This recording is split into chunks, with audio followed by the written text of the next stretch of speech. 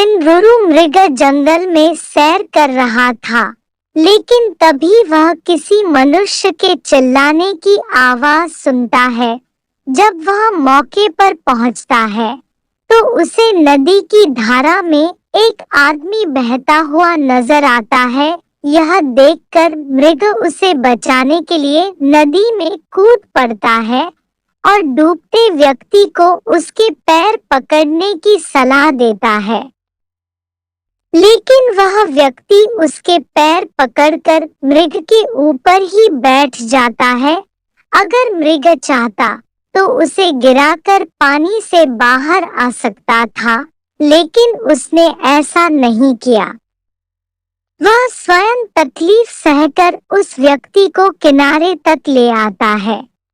बाहर आते ही व्यक्ति मृग को धन्यवाद कहता है, तो इस पर मृग कहता है, अगर तुम मुझे सच में धन्यवाद करना चाहते हो तो किसी को यह मत बताना कि तुम्हें एक स्वर्ण मृग ने डूबने से बताया है।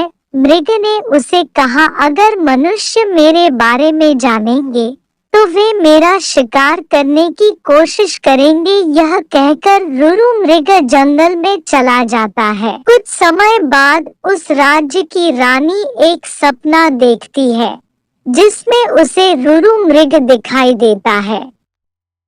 रुरु मृग की सुंदरता को देखने के बाद रानी उसे अपने पास रखने की लालसा करने लगती है।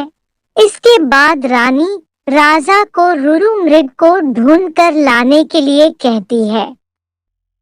राजा बिना देरी किए नगर में ढिंढोरा पिटवा देता है कि जो कोई भी रुरु मृग को ढूंढने में मदद करेगा उसे एक गांव और 10 सुंदर युवतियां इनाम में दी जाएंगी।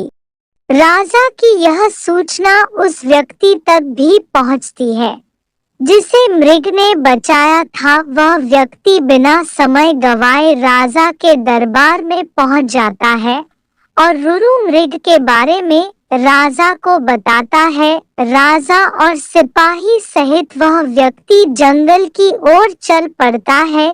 जंगल में पहुंचने के बाद राजा के सिपाही मृग के निवास स्थान को चारों तरफ से घेर लेते हैं। जब राजा मृग को देखता है तो खुशी से फूले नहीं समाता, क्योंकि वह मृग बिल्कुल वैसा ही था जैसा रानी ने बताया था। मृग चारों ओर से सिपाही से घिरा हुआ था और राजा उस पर बाण साधे हुए था। लेकिन तभी मृग राजा से मनुष्य की भाषा में कहता है, हे राजन, तुम मुझे मार देना, लेकिन पहले मैं यह जानना चाहता हूँ कि तुम्हें मेरी जगह का रास्ता किसने बताया।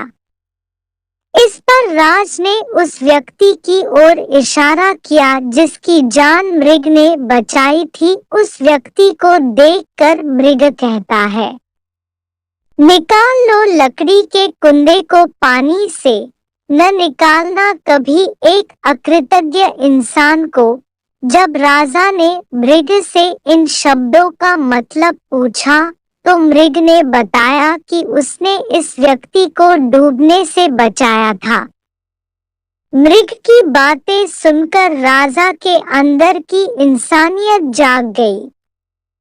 उसे खुद पर शर्म आने लगी और क्रोध में उस व्यक्ति की ओर तीर का निशान कर दिया।